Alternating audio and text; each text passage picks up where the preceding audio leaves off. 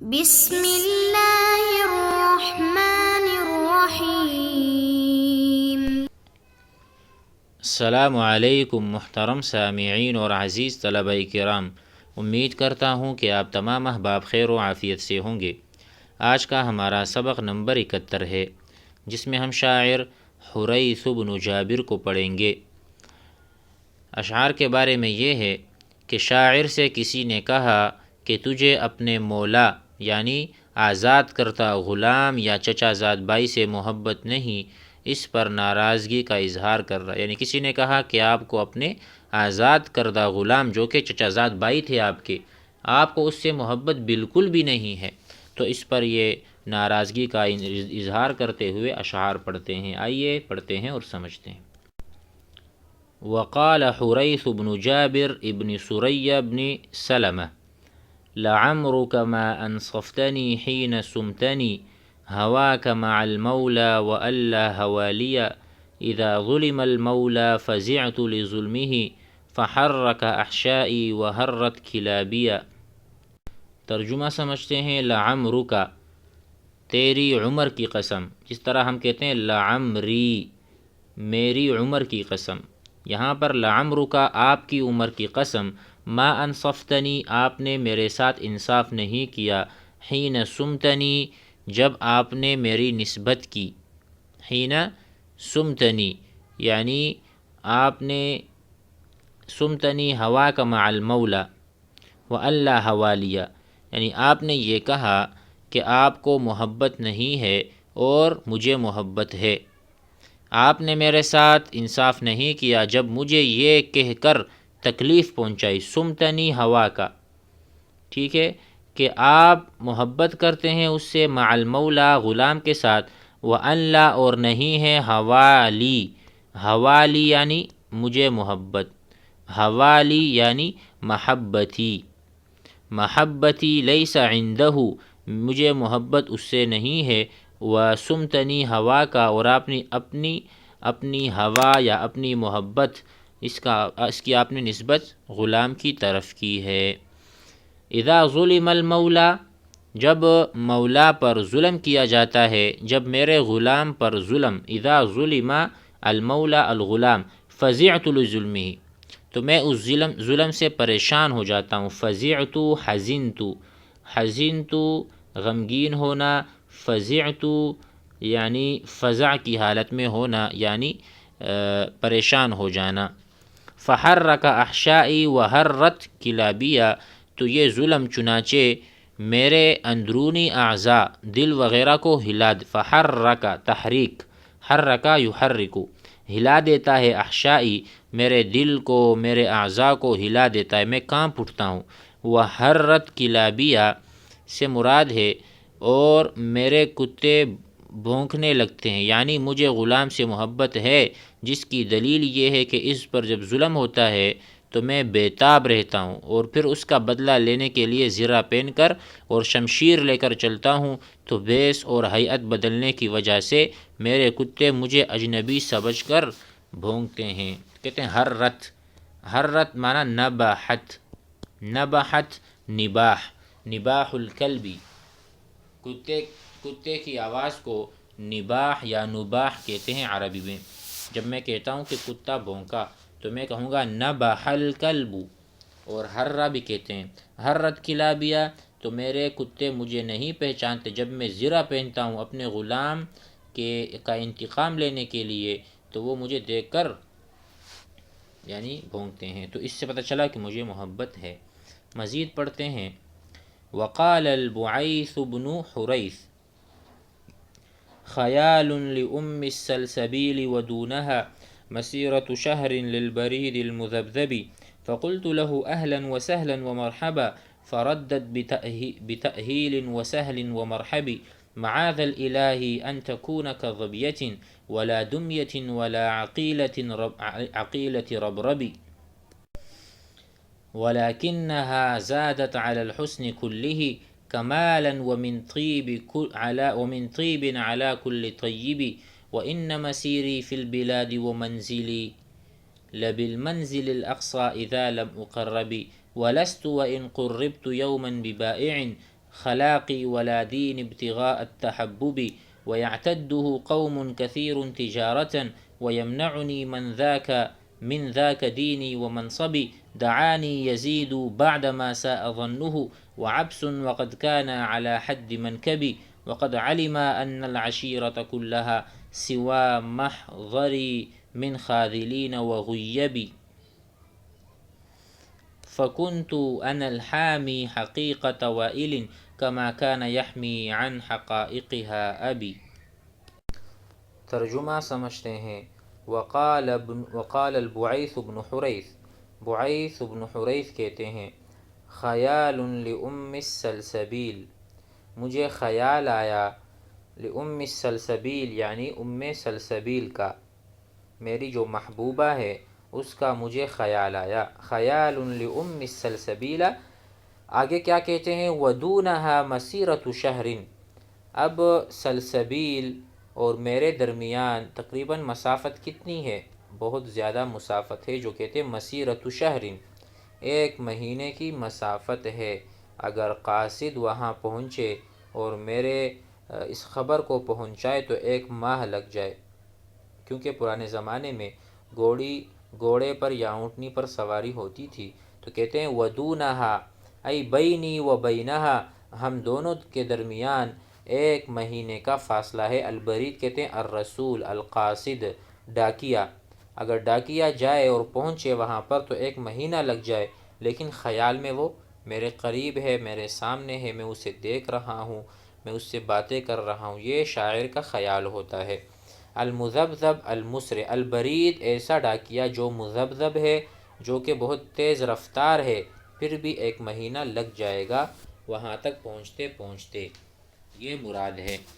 خیال لأم السلسبیل، فقلت له، تو میں نے اس سے کہا، اہلا وسہلا ومرحبا، تو میں نے اس کو خوش آمدید کہا اور اس نے بھی ایسا ہی جواب، فردت،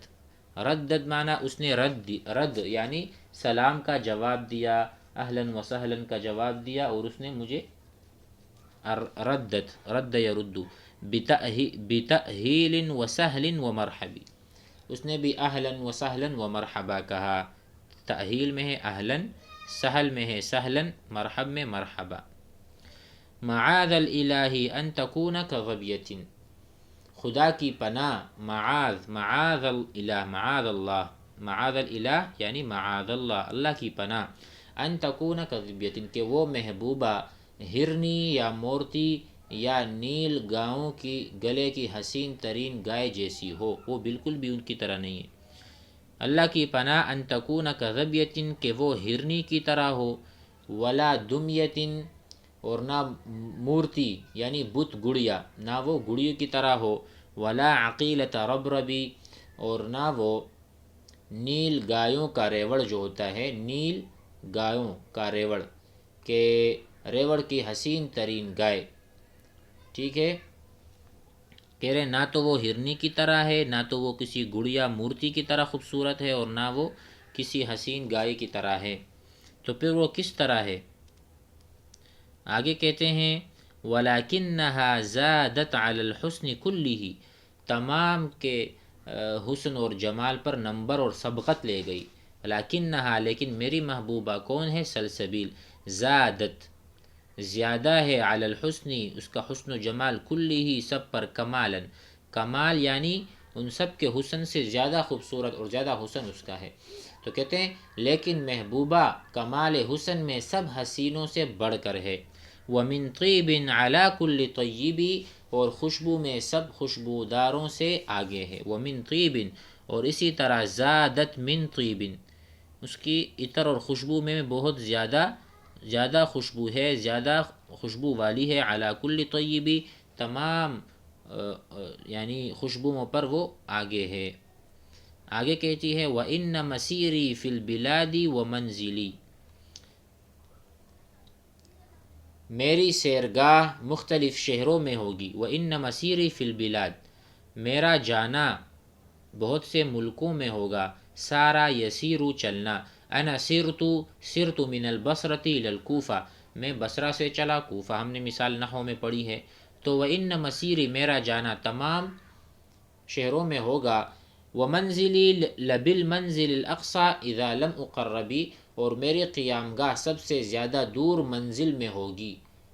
اس سے مراد جب تعظیم و تکریم کے طور پر مجھے قریب نہ کیا جائے، یعنی جب میری قوم میری عزت نہیں کرے گی تو میں ان سے الگ ہو کر دور چلا جاؤں گا۔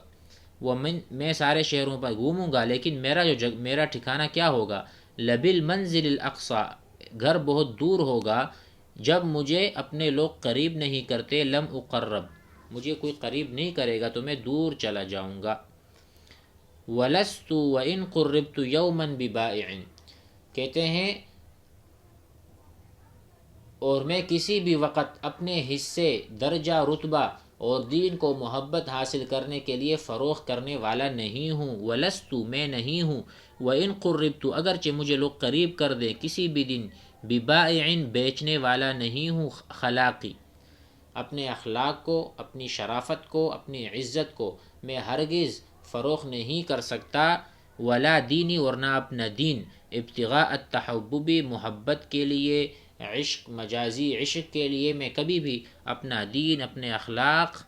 داؤ پہ نہیں لگاؤں گا، فروخت نہیں کروں گا۔ بائع، فروخت کرنے والا، التحبب، محبت۔ وَيَعْتَدُّهُ قَوْمٌ كَثِيرٌ تِجَارَةً،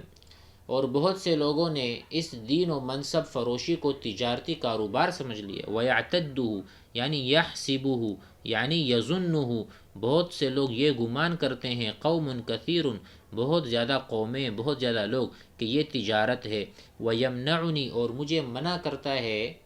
کیا چیز؟ میرا دین اور میرا منصب اس سے روکتے۔ وَيَمْنَعُنِي مِنْ ذَاكَ، ایسی تجارت سے کہ وہ دین کے عوض میں ہو، محبت دین کے مقابلے میں ہو، تو مجھے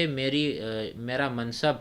میری شرافت مجھے منع کرتی ہے، دینی، میرا دین مجھے منع کرتا ہے، وہ منصبی، میرا منصب، کہ میں ایسی تجارت نہ کروں جس میں دین کا ضیاع ہو، دین جاتا چلا جائے۔ دعانی یزید بعد ما ساء ظنہ، یزید اور عبس نے مجھے سوء ظن کے بعد بلایا۔ وعبس وقد كان على حد منکبی، کہتے ہیں کہ یزید اور عبس نے مجھے سوء ظن کے بعد بلایا، حالانکہ وہ دونوں مجھ سے پھرے ہوئے تھے، یعنی ان دونوں کی مجھ سے ناچاقی ہو گئی تھی اور میرے بارے میں برے گمان کرنے لگے تھے، لیکن اس کے بعد مجبور ہو کر مجھے اپنی مدد کے لیے بلایا انہوں نے۔ اگرچہ وہ میرے ساتھ برے تھے کسی معاملے میں، لیکن جب ان کو ضرورت پڑی تو انہوں نے مجھے بلایا، ناچاقی اور اپنے ساتھ اختلاف بھی تھا، پھر بھی مجھے دعانی، مجھے دعوت دی، بلایا۔ اس سے مراد کہ میں شجاع ہوں، دلیر ہوں، بہادر ہوں۔ وقد علم ان العشیرۃ کلھا، اور وہ یہ جانتے تھے، ان دونوں کو معلوم تھا کہ میری موجودگی کے بغیر سارا قبیلہ ان کی مدد چھوڑ دے گا۔ سوا محضری، غیر محضری، میرے حضور کے یا میری حاضری کے علاوہ اگر میں حاضر نہ ہوا، ان العشیرہ کلھا من خاذلین وغیبی، سارا ہمارا جو کنبہ ہے، جو